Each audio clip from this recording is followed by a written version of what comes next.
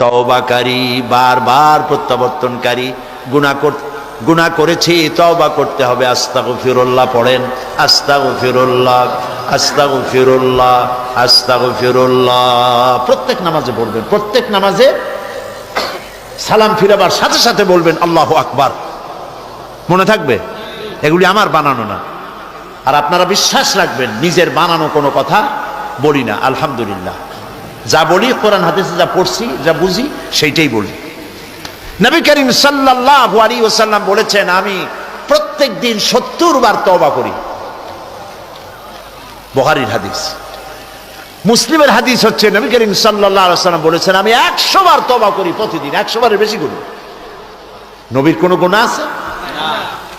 এই কথার জবাব দিবেন তো ঠাস করে, জোরে জোরে। নবীর কোনো গুনাহ আছে? না। কোনো গুনাহ নাই, মাসুম, বেগুনাহ। যার জীবনে কোনো গুনাহ নাই, যাকে আল্লাহ তাআলা বলেছেন আপনার আগের পিছের সব মাফ, সুবহানাল্লাহ। যার জীবনে কোনো গুনাহ নাই, তিনি বলছেন 100 বার তওবা করি, সুবহানাল্লাহ।